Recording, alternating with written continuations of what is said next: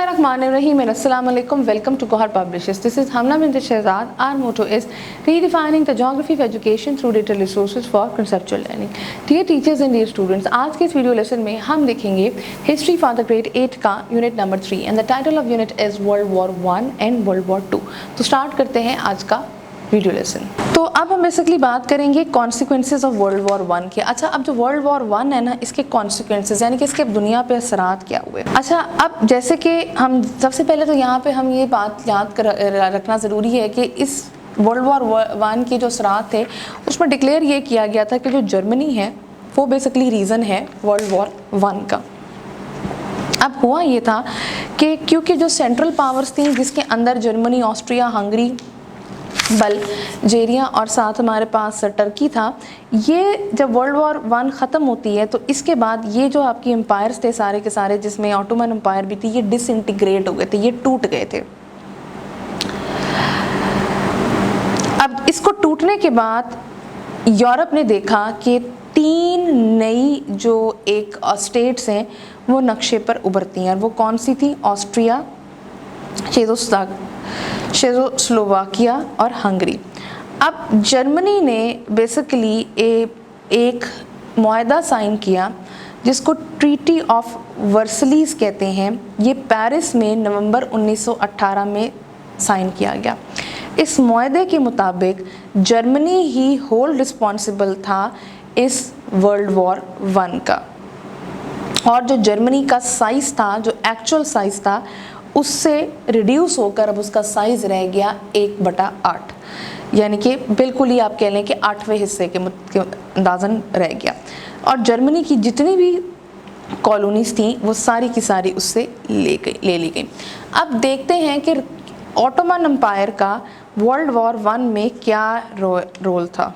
मुसलमानों बरसगीर में या उस वक़्त जो मुसलमान वहाँ रह रहे थे उनके लिए जो सबसे बड़ी प्रॉब्लम थी वो हिंदुस्तान के मुसलमानों के लिए वो ये थी कि जब ऑटोमन एम्पायर यानी कि आज के दौर का जो टर्की है उसने ऐलान किया और वो शामिल हो गया सेंट्रल पावर के साथ.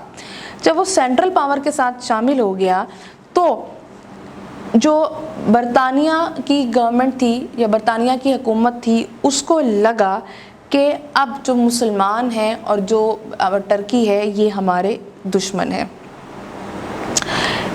इसी चीज़ के दौरान इसी खौफ को देखते हुए उन्होंने ये जब तस्लीम किया, उन्होंने ये देखना शुरू कर दिया, उनको ये खौफ हो गया कि जब ये मुसलमान जो हैं बरसगीर के अभी हमारे दुश्मन हैं, क्योंकि ऑटोमन एम्पायर ने जो था वो सेंट्रल पावर का साथ दे दिया था और जंग में शामिल हो गया था. तो उन्होंने दिसंबर 1914 में जो उस वक़्त का ऑल इंडिया मुस्लिम लीग का जो इजलास था उसको भी पोस्टपोन कर दिया और वो दिसंबर 1914 में मुनक्कद नहीं हुआ. अब उस वक़्त तक कायदे आज़म मोहम्मद अली जिन्ना जो थे वो ऑल इंडिया मुस्लिम लीग के काउंसिल मेंबर नहीं थे.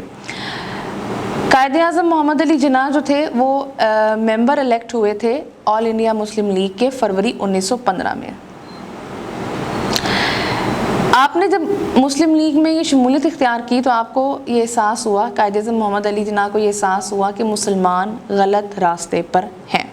ऑटोमन एम्पायर के वर्ल्ड वॉर 1 में शामिल होने से एक चीज़ ये हुई कि बैटल ऑफ ओडेसा जो है वो अक्टूबर 1914 में स्टार्ट हो गई. अब आप देख सकते हैं ऑटोमन एम्पायर की एक तस्वीर ड्यूरिंग वर्ल्ड वॉर 1.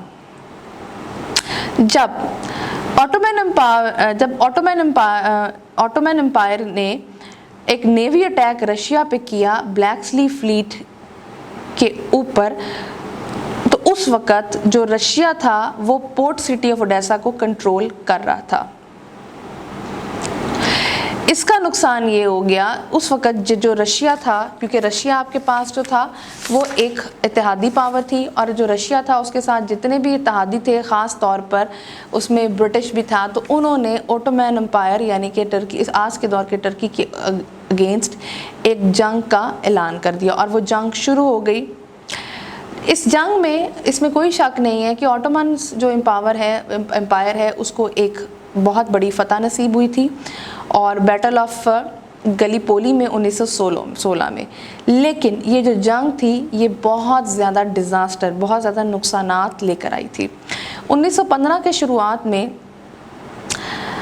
जितने भी इत्तेहादी थे उन्होंने ये फैसला कर लिया था कि ओटोमन एम्पायर को अब वो अपना मेंबर नहीं बनाएंगे, और उसके मुताबिक जो कॉन्स्टेंटिनोपल एग्रीमेंट था, जो कि एक सीक्रेट एग्रीमेंट था, जो कि तमाम इत्तेहादी जो आपके मुल्क थे, इत्तेहादी जो जितनी कुव्वत थी, उन्होंने ये डिसाइड किया था कि विक्ट्री के बाद जो ओटोमन एम्पायर है, आज के दौर का जो इस्तांबुल है, वो दे दिया जाएगा रशिया को।